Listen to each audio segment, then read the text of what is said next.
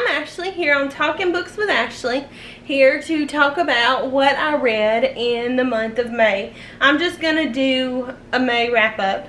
I usually don't do these because they end up extra long, but I'm going to do one for May because I'm not doing a May book haul.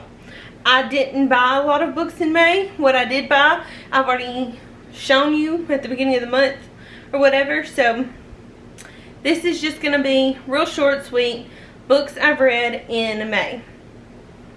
First book I read in the month of May, well, is Clap When You Land by Elizabeth Acevedo. This is a book set in verse, a novel in verse, in poetry. And I'm going to show you here's the dust jacket, which is fantastic. Don't get me wrong, it's a great dust jacket, but look at the hardback without the dust jacket. It's fantastic. You can't tell me I'm wrong. It's about two girls who one lives in Puerto Rico, one lives, is it Puerto Rico? Let me just, she lives on the island. Dominican Republic. Ooh, I was almost wrong. One girl lives in the Dominican Republic, Camino Rios, and then the Yahara Rios lives in New York. They're separated because, well, they live so far apart, but they've never met each other, only to come and find out they're sisters. Their father lives in New York half the year, and then over the summer he goes to the Dominican Republic and takes care of a whole other family. Then something horrible happens and their father's plane crashes. I'm not spoiling anything.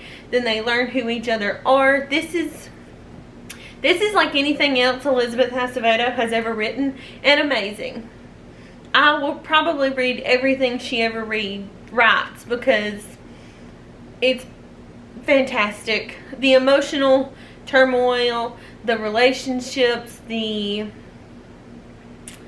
sadness, the family aspects, they're all very realistic to the story, and I would really, really recommend it. No matter if you've ever read anything by her, go pick this one up. Go pick up With the Fire on High, or her first novel, The Poet X. Any of them, they're great. I love them to death. The second book I read in the month of May was Fried Green Tomatoes at the Whistle Stop Cafe by Fannie Flagg. This was written in 1986. It's written in Alabama. Fannie Flagg is from Birmingham, about an hour away from me. I really enjoyed this. It felt like reading home, like it was reading a book about home. It's set in a nursing home and it's this elderly woman telling her friend who is going through menopause the story of two women in love. I'm not going to go deep dive into this one. There's a whole movie called Fried Green Tomatoes this book is based off of. Really recommend you go watch it. I will say there is some talk of suicide and there's some racism issues that I don't appreciate, but it's still really worth the read if you haven't read it. There'll be more on that one later. Next I read, and I'm going to do a whole other video on this as I do every month, The Henna Artist by Alka Joshi. This is the Reese Witherspoon book pick of the month. It's about two sisters. One didn't know that they didn't really know each other. One of them didn't even know her other sister existed. Like Shima and Roddy. Like Shimi is a henna artist in the 1950s. Radha is her younger sister. They didn't realize that they didn't know each other. Radha knew who Lakshmi was, but she didn't know that they were sisters. And Lakshmi's husband brings Radha to her, and it kind of turns her life upside down. I give this one 4 stars. Fantastic read. I love historical fiction, and especially historical fiction set outside of America or Britain. This was set in India. There's talk about caste systems and class and how sex workers are treated, and it's really good. Really recommend it. Next, I read, Charlie, you are in my way. He's in my lap.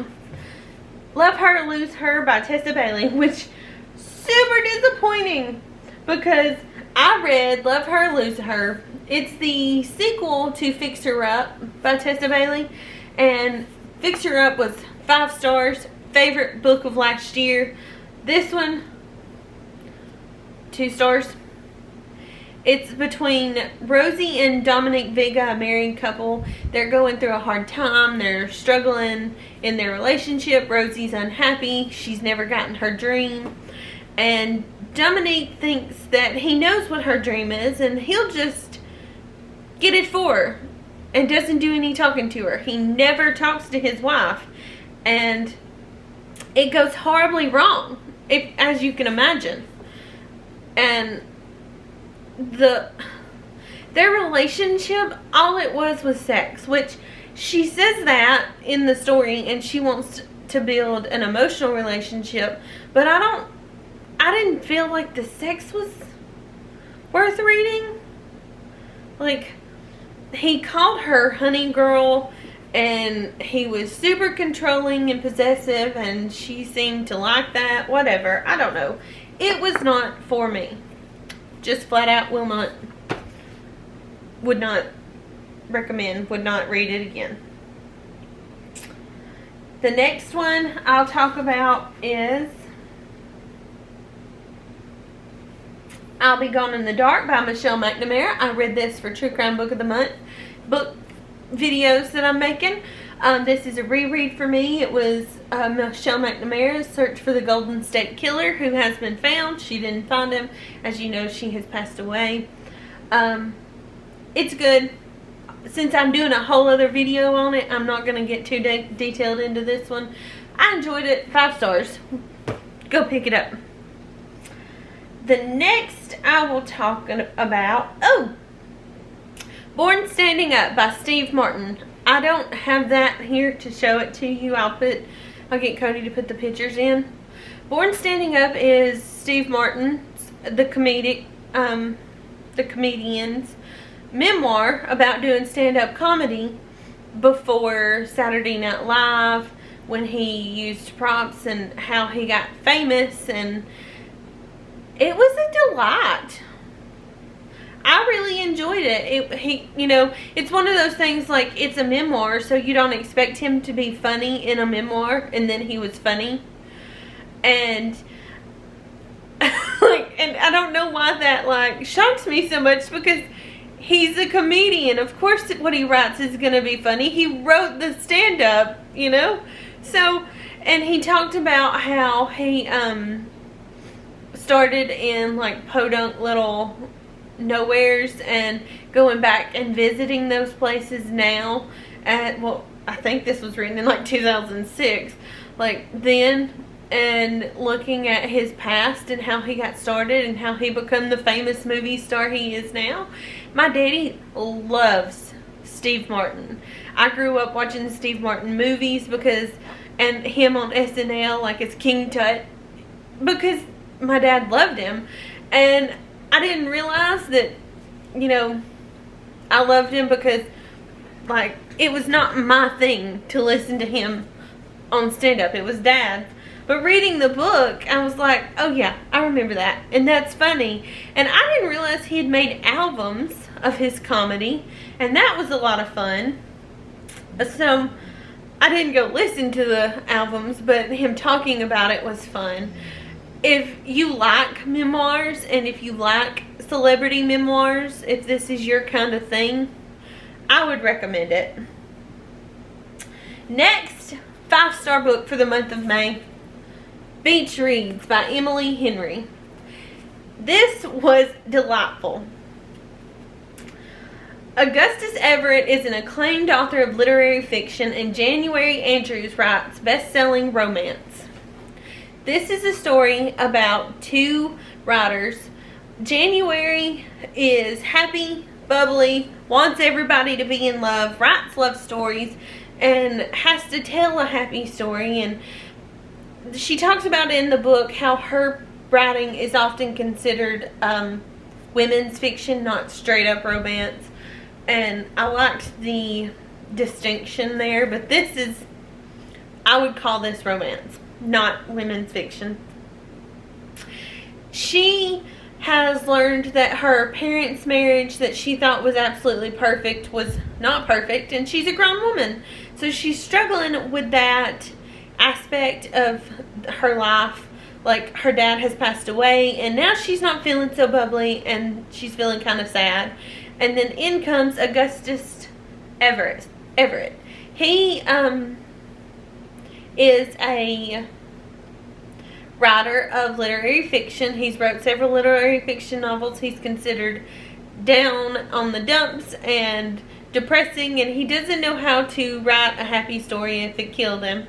And they live across from each other, and they were enemies in college, and then they hooked up in college, and all of a sudden they decide to make a bet. She will write a literary fiction sad novel, and he will write a happily ever after romance. And then at the end, whoever sells it first wins. I loved it. If you haven't read this, go pick it up now. It's fantastic. I loved it. I don't know, what is it? The chemistry between the two writers was amazing. Their friendship, how they built that up into from enemy, or not really enemies, but dislike to friends to in love, how they worked their family drama, and also looked at people who weren't as happy and go-lucky as they were. It was just amazing. If you don't know, go pick it up now. 5 stars. I don't know how else to say it, that it was worth every page. Next book I read, Bringing Down the Duke by Evie Dunmore. This is set in 1879. Annabelle Archer is one of the first female students of Oxford, and she has to get the Duke of Montgomery to agree with them on, she's a suffragette, and she wants the Duke of Montgomery to, what is it called? The Women's Married Act. It's the act in the Parliament. It was the law that women couldn't own land once they were married. It was now their husband's land. They wanted that women to be able to keep their own land after marriage so that they could become voters. It was, they would have to go out and try to find men of influence and influence them to agree with them that women should be allowed to vote. She picks the Duke of Montgomery on accident, and then there's some mishaps, and of course that's how all romances go. There's the meeting, the meet cute, they find, and there's some mishaps, and then they have to stay together, and then there's some more mishaps, and honestly there's a lot of repetition in romance. If you don't know that, if you've never read it, it is meet, fall in love, problems, fall back in love. And it followed that similar storyline. And I enjoyed it. I loved it. I won't say I loved it. I'll say I give it a 3 stars. Annabelle and the Duke of Montgomery. This is one of the few that I really liked, because the main character actually considered being the mistress of the Duke, because they're of different classes, and she didn't want to uproot his life, but she wanted the safety and security that he would be able to give her. But she realizes that it's not a permanent solution. Like, he's going to get married and she's going to have to share him, and she didn't want that for her. So the reality that she actually considered, because back then if women considered that, they would be automatically considered you know, one of the bad women. But she looked at it with an eye of safety in mind, as someone who had never felt safe in her family. And I really appreciated that, because even in today's society, some women make decisions based on safety and security and their own ability to provide for themselves and their family. And there's, like, we live in a world where you have to have money to survive, and you have to get that money some way. So, of course, we all work now, but still, I liked the way she thought. I liked how realistic it seemed in that aspect. If you've never read this, I would recommend it. It is a good romance. I did pick up the sequel to read. Eventually, it hasn't come out yet, but I will read it. I think that might be all of the, yeah. That is the last book I read in the month of May. That's the last, like, novel I read. I've read several graphic novels. I'm going to go through those in a minute on a different video. As you know, I do different videos for different books. So, those were my 6 books I read in May. Why do I keep saying May? I mean March. I will see y'all later. Please like and subscribe, and I thank y'all for watching. Bye.